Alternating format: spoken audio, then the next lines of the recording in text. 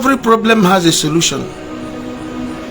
Every problem has a solution. It is still a problem to you because you've not found the solution to that problem. Equal problem can be problem to you because it begs the solution. Share this broadcast as you join. My name is Ephraim Ononye. Good morning, good afternoon, good evening. Number one, based on where you are watching us from, and then based on the time you made this video. Actually, keep your kind of share button, Dika. I monitor. Let me say it again. Every problem has a solution, but it is still a problem to you because you've not discovered the solution to that problem. I have taught you about the termite hill. Akusigolum gi here na termite hill, mobu ant hill, whichever way you choose to call it. I will not mention you, but I plead with you to share the broadcast as we go. Kuzelgi ndi ajo mmadu, ndi aluluani, ndi ogwu, ndi maka esi ekechi mmadu ibe ha, ndi bụ professionals n'ikechi akalaka, n'ikechi business, n'ikechi marriage mmadu ibe ha. Akụzigolu gị ihe a na-eme ndị mmadụ na mkpu termite hill maọbụ ant hill. Ekwani wiwe ike dị na noise cars na background. Onye bichiri ụzọ oke ọ na-adị. Now, akụzigokwalụ gị otu ha si ewele ego mmadụ tinye na mkpu. The video dị na this page. Biko share the broadcast as you join. Ọ bụ na ị bụ onye ọfụ na page here, jisi ike ka spend time on this page. You will learn more. You will learn more. And as I said, my name is Ephraim Ononye. Ndị ga-afụ anyị na YouTube, ndị ga-esonye anyị na YouTube, the Facebook page is Bitter Truth and Sweet Testimonies. Bitter Truth and Sweet Testimonies. In case if you are na YouTube, chọta anyị na Facebook. Chọta anyị na Facebook, Bitter Truth and the Sweet Testimonies. Now, before I end the broadcast, I'll give you a WhatsApp number, and I still plead with you not to call that number, but to send a message to that number. And they send their message in when did it? I got a number of messages. More than I'm throughout the night, not replying messages. And all to the glory of God. Please share the broadcast as you join. Now, akusigolongi nambo. How ihe ndị ajọ mmadụ na-eme mmadụ ibe ha na mkpu abụrụ aja ife pase. Enwere ihe ọma dị na mkpu. Enwere secret healing power dị na mkpu, which emechazie anyechi ya na nke afọ. But for now, akụzigolongi ka ha si ewere ego mmadụ tinye na mkpu. Ihe dị na mkpu bụ akịka. Akịka na-atarizi ego ahụ. Ọ na-atari akụnụba onye nwe ego. I also taught you that na many people ma ihe a na-eme mana ihe na-eme ha ka ha na-amaro. Ọtụtụ ndị ji na-ene anya ego ha ji n'aka na-agbali mana ha mara ebe ihe na-eme ha si, and they cannot explain. Onwe ndị na-ene anya ego ha ji azụ ahịa na-agbali they cannot explain. Onwe ndị ga-abụ ma ọ bụ na ego ha kpata, ego bata ha aka gwụrọ, ego ọzọ ama mbata, that is how make sales ego dị ha n'aka. Ọ bụ na ego ahụ agwụrọ, ego ọzọ ama mbata. Ọkwa ndị a na-achọ imere ihe ọma, mmadụ kpebie n'obi na ya ga-emere onye dị otu ihe ọma, onye ahụ ebido o decide na ya ga-enyere onye ahụ aka nwebe problem ka enyemaka hapụ ịbịa. Ihe ndị a ka anyị kụzisigolu n'oge gara aga, mana ihe na-ajụzi bụ onwekwa solution. Na kan jibiata na every problem has a solution. Akụzigolu gị maka new moon. Ihe ga-eji honey na nnu wee mee ma ọnwa ọfụ pụta. I am happy, I'm very glad na some people that just called yesterday na-enye testimonies na-akọwa that by the grace of God Ndi na kwa by the grace of God na after the new moon prayers na half bagi ihe di chenando ha. Now all to the glory of God. Let me plead with you again. Share the broadcast. You need this broadcast. You need it. You need to listen to it again and again. You need your brother to listen to it. You need your sister to listen to it. You need your friend. You need your in-law. You need your cousins to listen to it. You need to share this broadcast. My page is not monetized. I am not telling you to share the broadcast because I want you to I want to gain views and make money from Facebook. I don't have a monetized Facebook page and I'm not interested in that. The important thing but Chineke siguru na kam top go do change your no do go sigi hen so basalon do then to the glory of God. In etaziam chuku gozie gi gozie ma onya bu no na work. Now I have also taught you about the leaf, that grass, that leaf afifia na bu anya si omechie ututu omepe. Mwe kuziel gi certain things ndi ajo mmadu ji afifia ha eme. Otu esi eji data afifia mechie akpa nwa mmadu mgbe ahụ o ji emechi n'abalị. Ihe bụ Chineke kele afifia like that. Onwe mgbe o ji emechi. Once it is 6:37, you see the leaf ọ na-emechile onwe ya. Onwe ndị na-akpọ ya touch and die, amara m ihe unu na-akpọ ya na bonu. When in the morning, if you the leaf or look at mepe. Now, when you na wickedness, can ndị mmadụ na practice culture na Igbo. Eluzie mgbago ji emechi, ewolu mgba na-emechi business mmadụ, na-emechi akpa nwa mmadụ, na-emechi so many things about you. Mana solution ka iji maka ya bịa. Akụzi ọtụtụ ihe bụ ihe ọjọọ na-eme anyị, ndị mmadụ na-eme anyị na nke anyị jikwa aka anyị eme onwe anyị. Let's talk about enwekwa solution. Maka solution ka nji wee kụziere gị ihe gbasara the new moon and the honey. Thank God maka ndị tinyegoro into practice and their testimonies. Now ayom gị share the broadcast. I plead with you to please share this broadcast. You are not sharing this broadcast to favor me. You are sharing this broadcast for yourself because you will need it sometime, someday. Enwere ihe anyị ga-akụzisi taa maka akwa, milk, mmiri na rapa. And it has to do with ndị bụ nne. Ọ bụ na nne gị adịrọ ndụ nkụzibi ihe a nwee ndidi na m ga-agwa gị ihe ọzọ ị nwere ike ime. Ọ bụ na nne gị na-ata amụsụ, let me use this word, but I doubt ma onwe nwaanyị mụrụ nwa na-ata nwa ya amụsụ. But just like somebody Julun question the other time, if your mother is not godly, don't bother. I'll teach you. Now, network share this broadcast so that you can rewatch it some other time. Network but I thank God we are making headway. I can make this broadcast, this teaching very brief.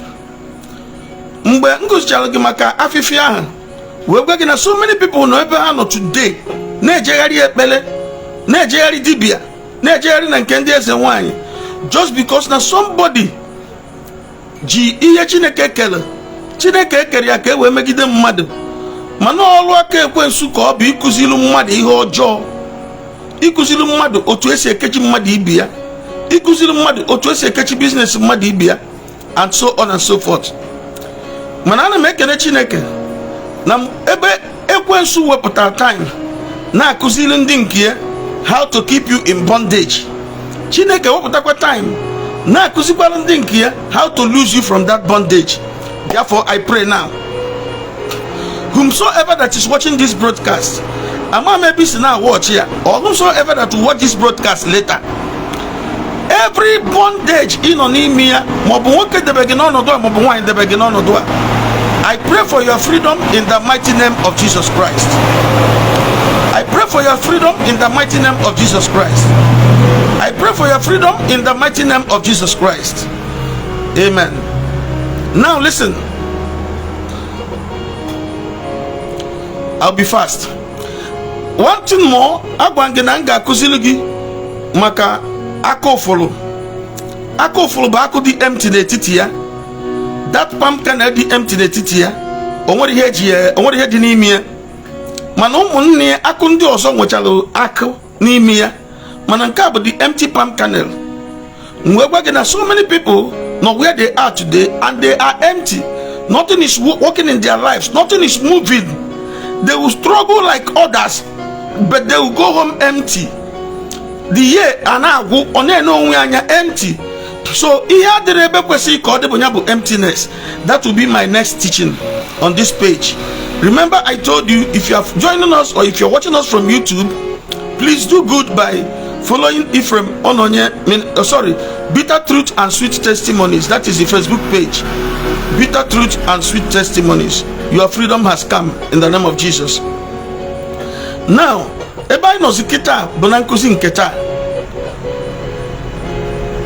you may have been going to churches, sowing seed, paying for consultation fees, paying tithe, believing that things will change for better in your life, but nothing has been changing. Now, listen to me. Ijego na Omenala, lụọ ọrụ mmiri, lụọ setụla ndị ichie, dọtachi ụwa, nye chi gị nni, ke akalogori, ke ndị amusu. What again? Kedu ihe no? Nke a bụ chi ụwa, nya bụ onye ụwa. Nke a bụ ndị mmiri, nke a bụ ndị amusu. Asị na ị ga-akpụ arụ na ị ga-ekpochi onunu, everything asị gị mee n'imecha gị ya, yet nothing is changing. Ngwa bịazi aka ngwa ya. There is one person m ga-agwa gị nwee solution to your blessings, o ji solution to your problems, mana ikekwa i recognize be onye ahụ as somebody nwere ike change ọnọdụ gị for good. Biko ọbụna network call to anyị, we will try as much as possible to restart. Now, that person ikekwa ịmụ ya mana ịmara na onye a nwekwa na ihe o ga-emenwu ka ihe wee gaba alụ gị ọfụma. I will introduce you to that person now. Yes. N'agbanyeghị unu ụka ọ na-ijego, unu ekpere ọ na-ijego, ego ọ na-spend go n'aka ndị men of God. Do not forget that I always say, now anybody that is demanding money from you for either prayers, consultation, deliverance, or whatsoever is a thief. That person is a thief. Do not forget I have said it and I am repeating it again. Anybody that is telling you that if you bring money, your problem will be solved. Bible said you shall know the truth and only the truth shall make you free. Not the money you give to pastors and prophets. No, not the money you give to pastors and prophets will make you free. What will guarantee your freedom is the truth. And the year bro ye mad ni negama. O wenke Chineke ga-egosi anyị. Wenke anyị ga-agụta na Bible. Onwe ihe anyị ga-agụta na Bible nwee ihe Chineke ga-egosi anyị na mmụọ. Si na emekwa na ihe na ihe ga-adị mma. Ya ka m bịa ịkụziri gị taa. No matter the number of ihe nsọ igogo na church, ma mmanụ nsọ, ma mmiri nsọ, ma ude nsọ, ma handkerchief nsọ, ma towel nsọ, ma pillow nsọ, ma ogiri okpeyi nsọ, ma kulikuli nsọ, ma ihe nsọ niile igokobago, onwebe ihe change na ndụ gị. Ngwa gee ntị. This teaching will bring changes in your life, positive changes in your family, in the mighty name of Jesus Christ. Asim gị, ma eji aka ụfọdụ wee debe gị n'ọnọdụ ọjọọ, ma eji afịa debe gị n'ọnọdụ ọjọọ, ma eji na mkpu debe gị n'ọnọdụ ọjọọ. So far no mmadụ Chineke kele eke not behind your problems. Obugodu more not behind your problems. Ebe anyị na-eje kịta nwere onwe gị dị ya, and you will testify in the mighty name of Jesus Christ. Amen. Ihe mmadụ na-amara ọkalịlị ya, I have said it. There is no problem that doesn't have a solution. But why it is still a problem to you is because you have not known the solution. You have not known the way to the solution. You may have been meeting pastors and prophets, they are not attacking to your pocket. Na ego. Ubosi pastor game birthday. Una tu ego. Ubosi nwa pastor mo bunye pastor game birthday. Oya una tu ego man ubosi game birthday. Pastor atolo ge pele. eweli ihe nso na-eme business igokata gị ihe nso gokata ihe nso park ya n'ụlọ yet onwere ihe change. But I've come to minister change to your life today. By the special grace of God, you will be one of the people that will testify, and no demon, no principality, no power of darkness will be able to stop it, in the mighty name of Jesus Christ. Unless I am not serving a living God, unless man Jessica Jacoto would debe na nzuzo we na deceive ndị mmadụ, unless man was come nefe na nzuzo na deceive ndị mmadụ, unless man was go to nzuzo no n'ime we na deceive ndị mmadụ. But if such a thing is not in my ministry, if I only depend on the power that raised Jesus from the dead, my prayer for you today is that that same power that raised Jesus from the dead will rise you from wherever the enemy has kept you, in the mighty name of Jesus Christ. I plead with you to share the broadcast, please. If you have not shared this broadcast, what did he gain in here? It is still the same that he watch, but you will benefit by sharing. Your brother, your sister, your cousins, your friends, your relatives may benefit. Your post na Facebook may benefit by sharing. Now I told you I will introduce you to somebody. I will introduce you to somebody that will have been of help, which you may not have recognized. Fine. Mana imagine you may not have known. That person is your mother. That person is your mother. I have done this teaching before, but with serious demand, now I got run this teaching again. I will give you my WhatsApp number after the broadcast, at the end of this broadcast. Listen, you can send me messages via the message box. You can send me messages via WhatsApp. But in case calling my WhatsApp number. If you call and you say oku, you will only call when I say call by so and so time. God bless you. Now, why did I say your mother? This is a woman that God has given eggs in her womb. Eggs, aqua, nimafia. And it was the eggs that were fertilized by a man. I'm not a biology teacher, but you know what I'm talking about. And when the eggs were fertilized, you were formed in her womb. Okay. We try go there. We no problem na marriage. We no delay. We no rising and falling. We no stagnation.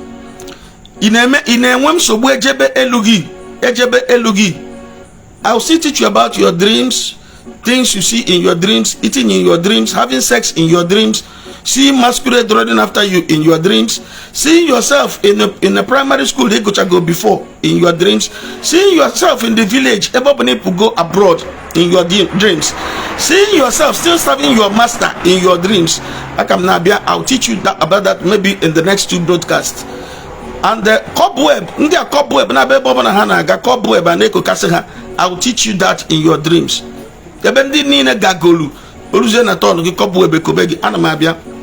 But let me tell you, all these failures and disappointments, all this rising and falling, all this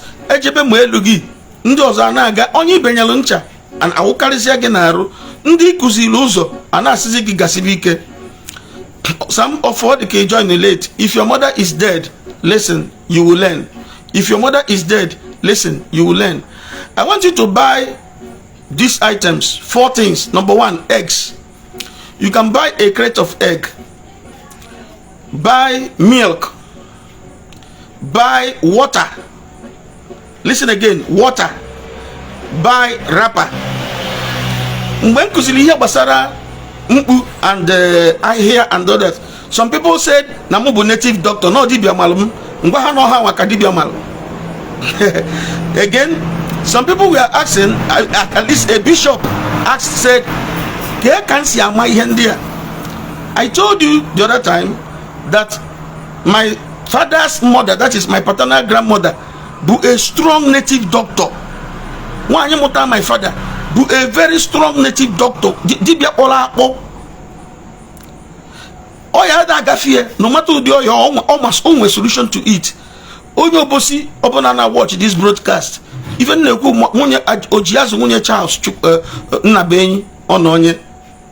Ojiazụ nwunye Charles Nnabenyi Ọnọnye onye ọba ka ọ bụ anụrụ ya n'obosi before nwụọ. So before this woman died, I learned many things.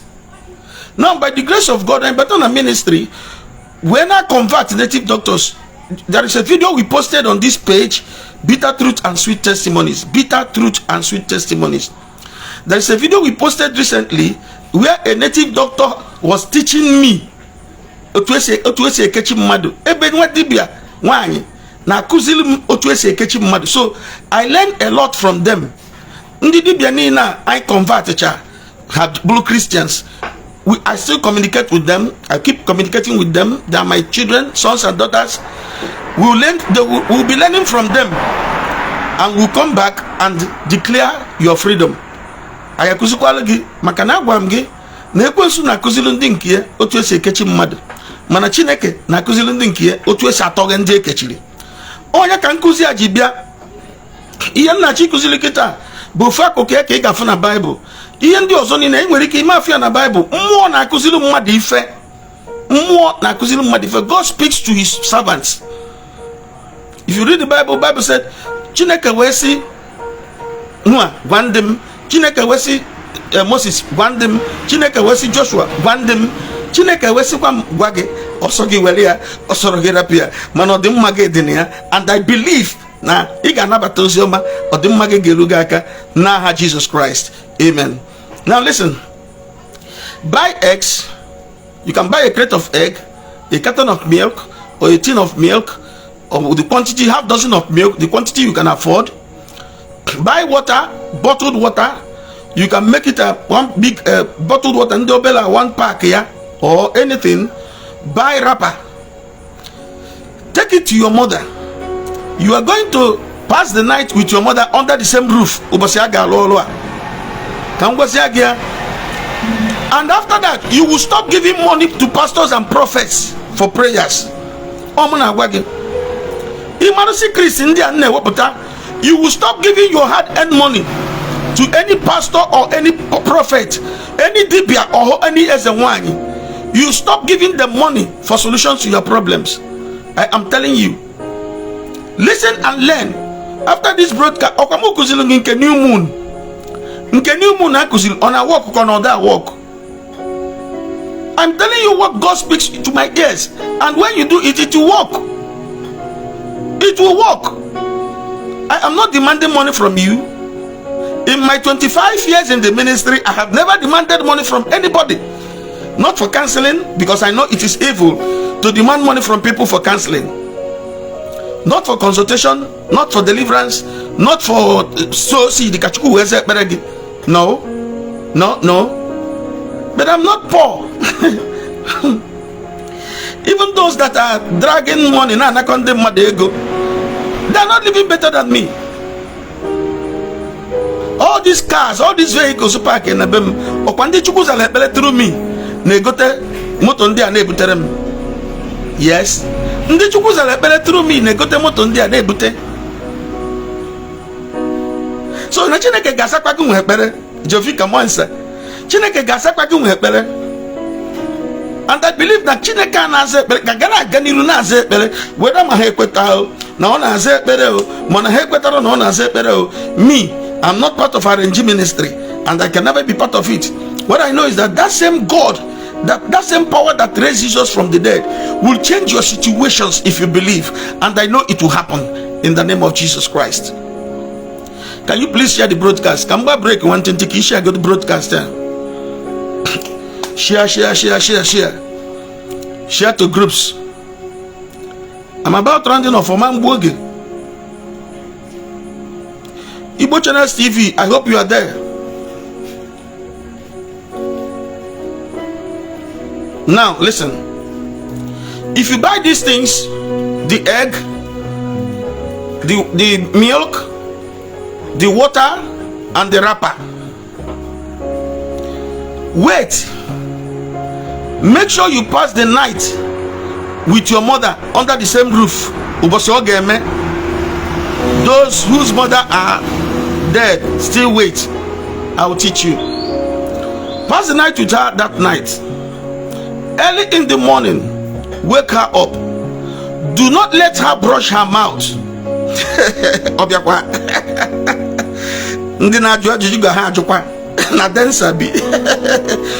Do not let your mother brush her mouth before praying for you. Look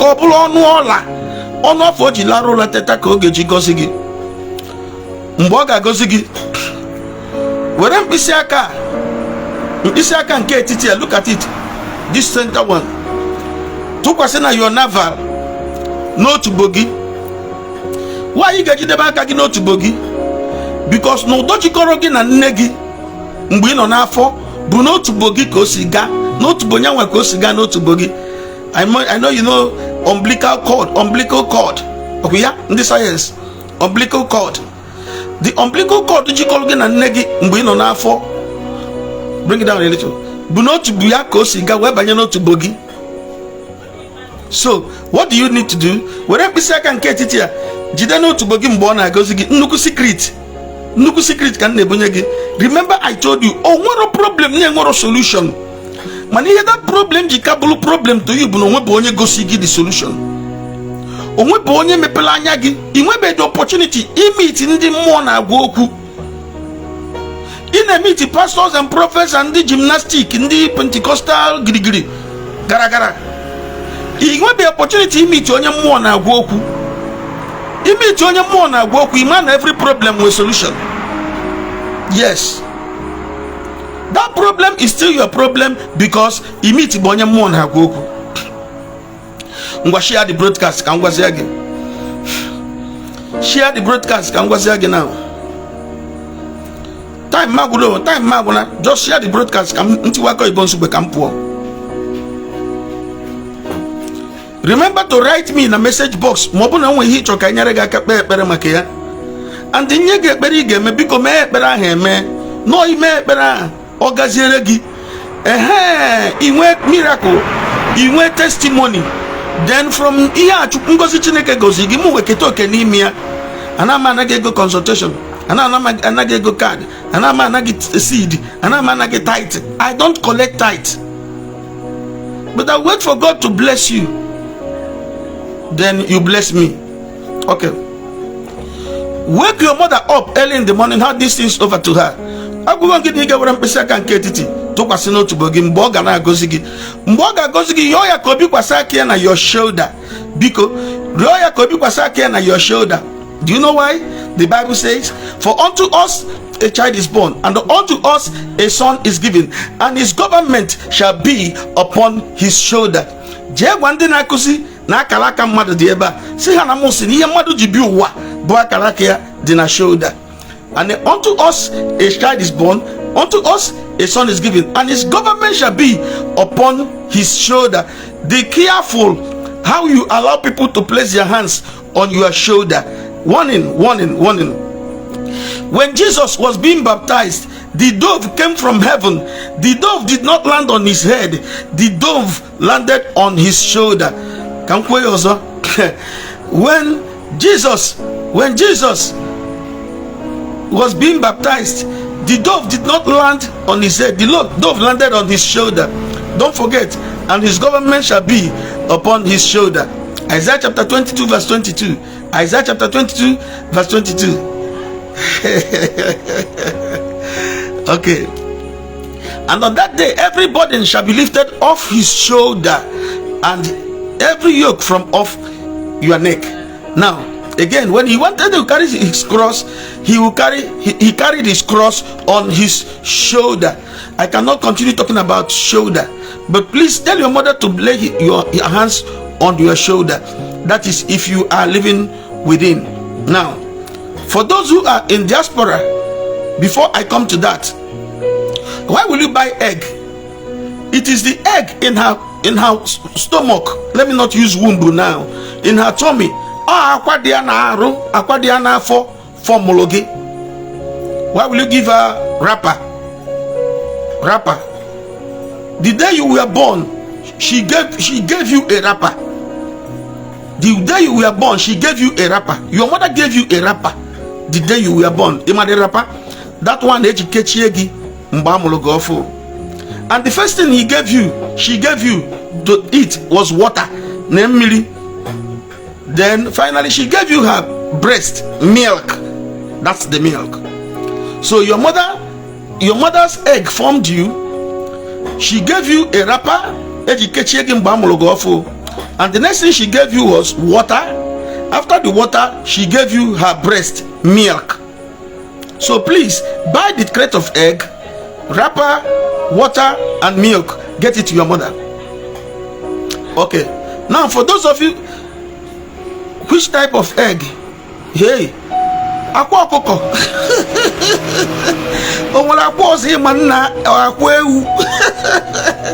Okay. Now, for those of you who are living in diaspora, listen. Find somebody, bring it down a little. Find someone to buy these items. Send money to someone to buy these items and send to your mother. That person can send these items to your mother like this, like a night like this.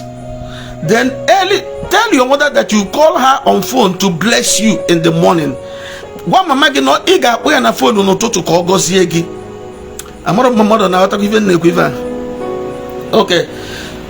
Pote wol phone pote ya no tutu. Amam na gina magi na bankata no moto ebodi no. Iga na gina magi na bankata.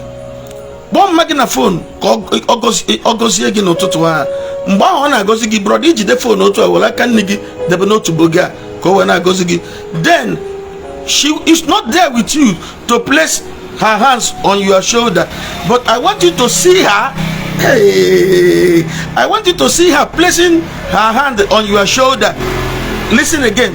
Some people are still asking, what if please, my mother is late. When did the kakuzelu go? When did the kakuzelu go? Is it Igbo egg or agric egg? Amakwa munkeba no me omenani. Iya bru ihe omenani akwa okuko ba akwa abu akwa. Ishawakwa ma agric mo native egg aka ma di okwa ya. I want you to see your mother placing her hands on your shoulder, though your mother is not there with you. But I want you to see her. Imagine her in the realm of the spirit, placing her hand on your shoulder. But make sure you call her early in the morning before she brushes her mouth. Now, for those that live in diaspora, for those of you, Ndi Mama Hangugolangu, listen. Let me start from Adan Negi. Listen. I will not talk about Ndi Mama had the wicked, and Ndi Mama na Tamusu, Nandi Mama na Medibia, Nandi Mama na Agwu, Obrayam Berikuta. But I will still tell you what to do. More due to her. More than all the possible. But the end of Obona Ibura Adana Bono and Namamaga de Ozendo. Do not ignore your Ada. You do not ignore Wanyabu Adan Negi. Let me say it now. So many people G Ndi Ada Egwu. So many people Amarondi Ihebu Ada. Even on the slave trade. Nene le umuwoke anyhow. Oma wanafa. Manile rana wada o wanafa. Ndi Igbo ji atu inusi. Na agbaka aka we kwanye wada na onunu. Na oma wanafa. That means na Ndi Igbo ma na emejo wada na nsogbu dị. E nwere ike imejo nwoke. Emejo okolo. Oh, now one half when man. But no, be very careful. Oh, when na this broadcast na send that Janu Choboku obody hemkul. Manana Mako on your bona be careful with that negi. Ada sheep was succession. Ada sheep was succession. Onye ba data nwo onye na-esi ebu nwanya buluga ada. Ada nke izizi nwụrụ anwụ iwe nwe problem wee jee na dibia wee sị gị na enwe nwa ada emejọlụ ọ bụ na ije n'go dibia ị ga-ama ma na ezi ndị dibia ọ na-agba ife a n'afa ma na fada agba na a ga-esetụrụ nwa ada na ụmụ ada na-ewe iwe na ada melụ nke ada mekwa nke ọzọ dibia nalụ gị ego ka o wee je setụlụ alụ gị nwa ada. Ọ gacha ka ngwa gị, ọ bụ na ọ bụ eziokwu na o nwere nwa ada emejọrọ na be nna gị o wee wa n'afa, ịchọ ka isetụlụ nwa ada afọ wa n'afa, gokọrọ ihe ndị a ngwa gị na jee kene onye nọzi dị ka ada be nna gị. Cheta na m gwara ya na o nwere succession, that is onye na-apụ ibi ya na-anọchie ada abụ ada. Ọ bụ na emejọrọ nwa ada maọbụ na egbu nwa ada ma ọ na-ele nwa ada o wee wa n'afa, ime enye dibịa ego ka dibịa je setụrụ ala gị nwa ada gị na dibịa mara onye bụ ada gị.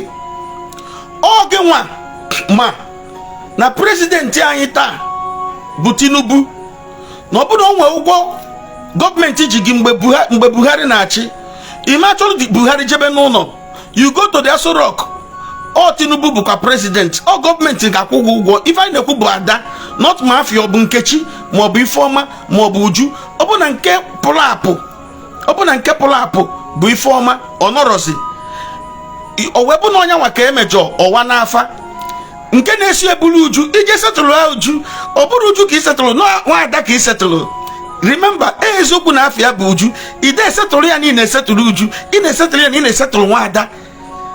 So imeje na dibịa, imeje nye dibịa ego ka ọ ji esetụlụ ala gị nwa ada na-ewe iwe. Oh God, amara mma mmadụ ọmụ ebe nnọ kịta. Imeje nye nwa dibịa ego ka o ji esetụlụ ala gị nwa ada na-ewe iwe, na emejọrọ ya maọbụ na elere ya na oru maọbụ na egburu or something. Ọ nwa ada nke ifụziri anya nọkịta ka ị ga-eje setụlụ ya, nyanwa mazikwa ndị bịa ụzọ setụlụ nwa ada.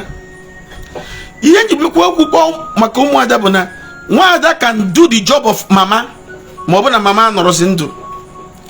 Then in the absence of mama na nwaada, look for your ikwu nne ebe si n'ụta mama gị.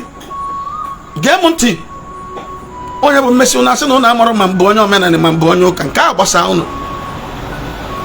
Ana m akakwa ụka ma adị m akakpa anya, ama m taa na m very well.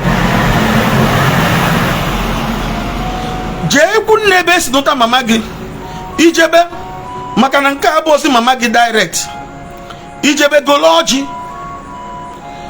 golu mmanya afọ ị ga-ego, chọkwa mmanya ọcha. Mana ọ bụ na ị nwetara mmanya ọcha, golu nkwụ ọkụ.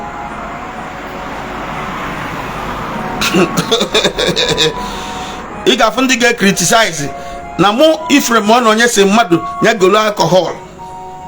Ndị nsọ unu chefuo na Baịbụl gwara gị na ọ bụrụ ihe itinye n'ọnụ ga-emelụ gị, na ihe si gị n'ime pụta. Golu mmanya ọcha maọbụ golu nkwụ ọkụ, maọbụ na ifuru mmanya ọcha. Ọjị Igbo ga-adị ya, mee ka ọjị ya zuo eyi nọ ka ọ bụkwa na ihe sọ unu. Ime agụtakwa nke a na Baịbụl, mana mmụọ Chineke na-enye mmadụ solution to problems. Ọkwa ya ka m ji bịa. Onye ọ dị mmanya were ya, onye ọ na-adịrọ mmanya rapụ ya. Share the broadcast. Now, ijebe ikwu nne gị golukwu rapa, maka a ga-enwe iri ofu onye n'ebe a bụ nwaanyị a mụrụ na ngwuru ahụ, bọkwa nwaanyị anụtara anụta. Ikwu nne gị bụ ebe esi nụta mama gị. Ọ ga-enwe iri ofu nwaanyị bụ nwaanyị a mụrụ na ngwuru ahụ, ọ bọkwa nwaanyị anụtara anụta. Ị ga-egbu ikpere naanị ndị nna gị ochie agọnye gị ndụ, gọnye gị ọfọ, gọnye gị ngọzi wite ọjị ahụ. Atụọlụ gị mmanya otu esi eme n'ala Igbo.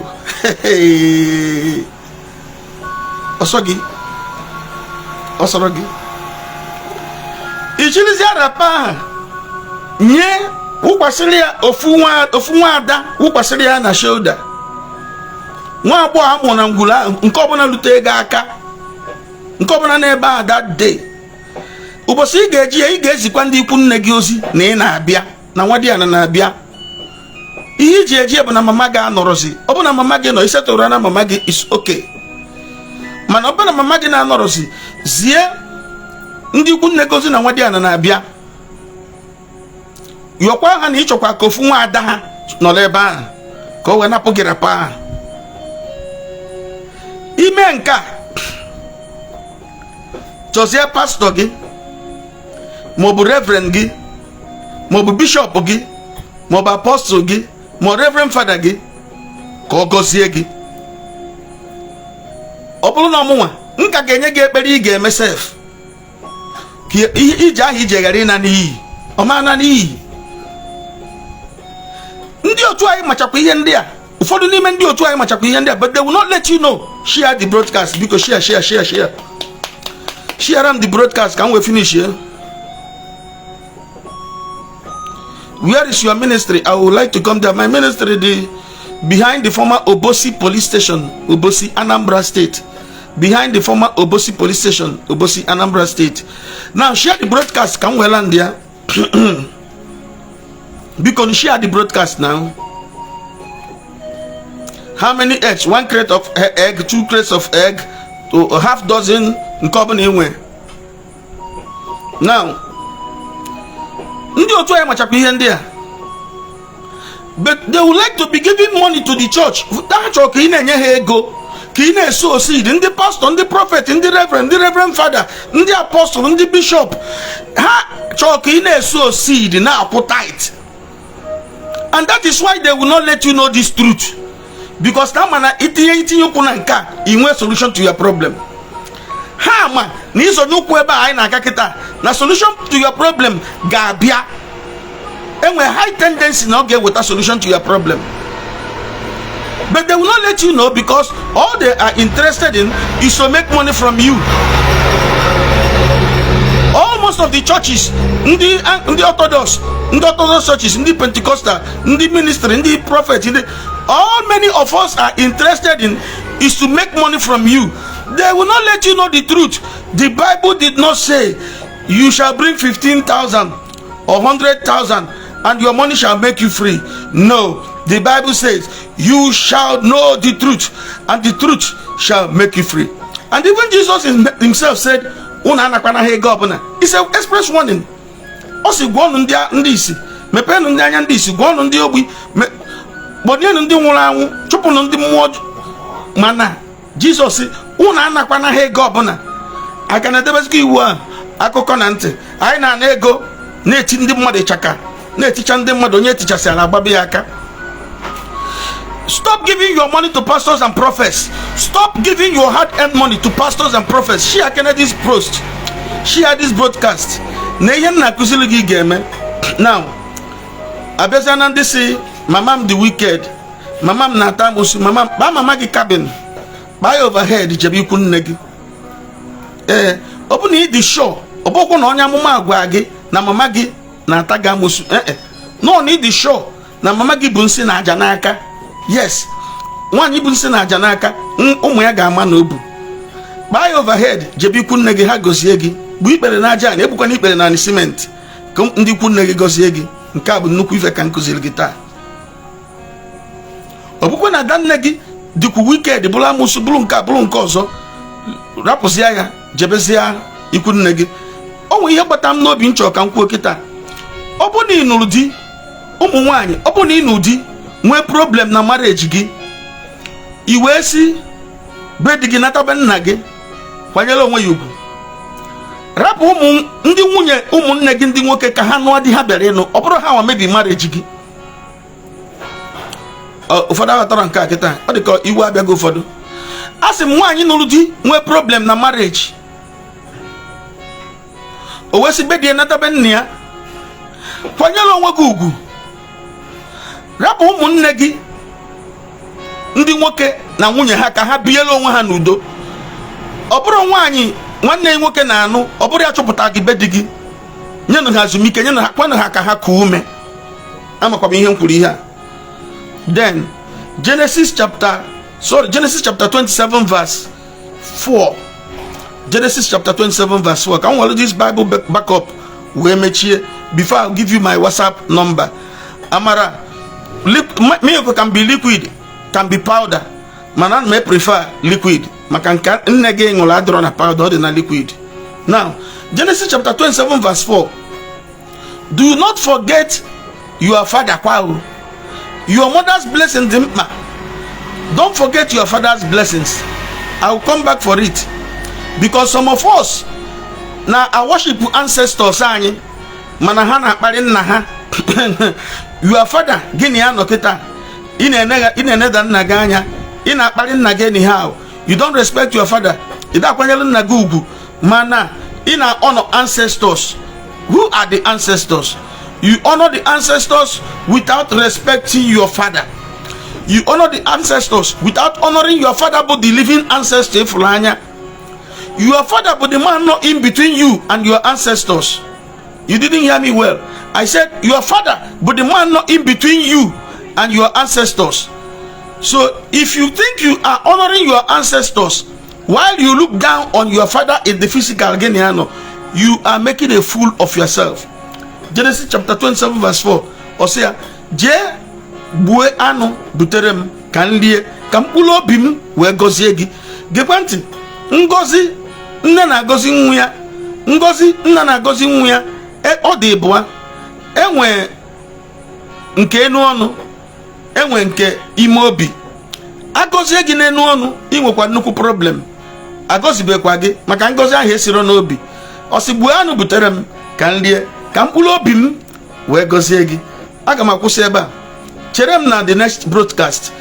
Keep following this page. Bitter Truth and Sweet Testimonies.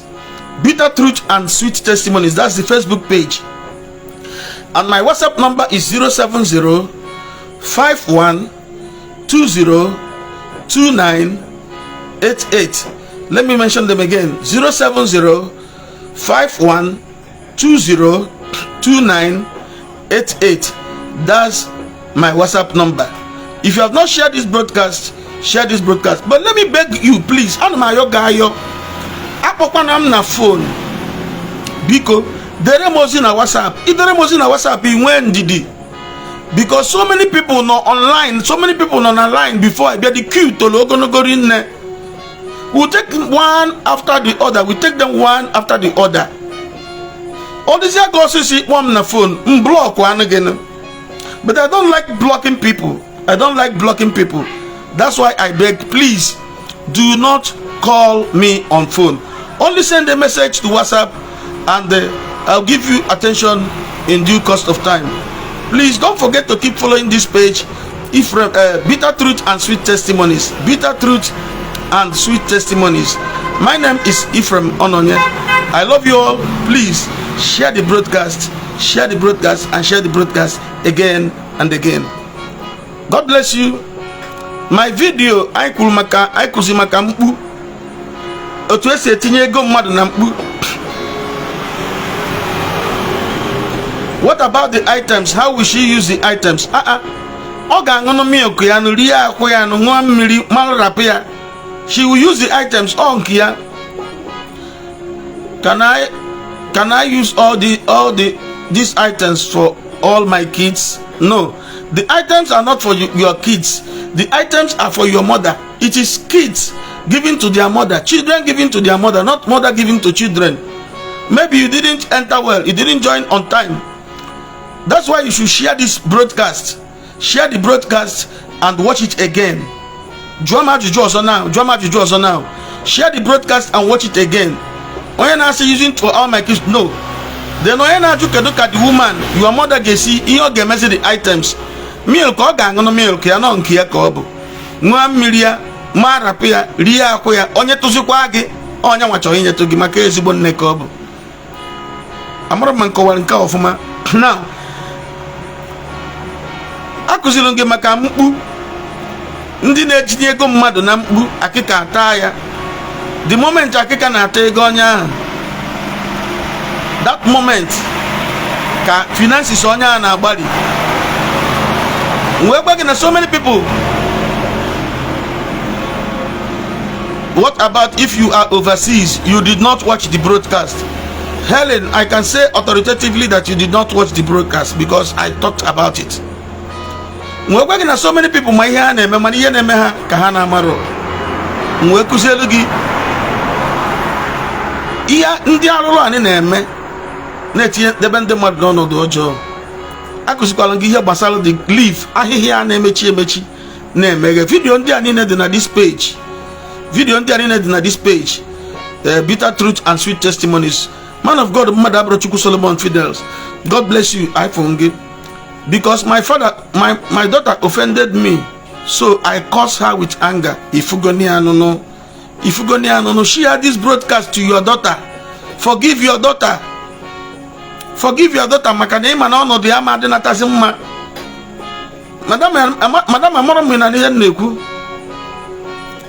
I can give all these items to my elder sister since my mother is late. Yes. So, madam, your daughter offended you and you cursed her because take the link of this broadcast. Whether Magina your daughter come on a day, continue na WhatsApp ya. Or what to share the video. Was here see I may help on a dear Obiazia, because see I can shoulder.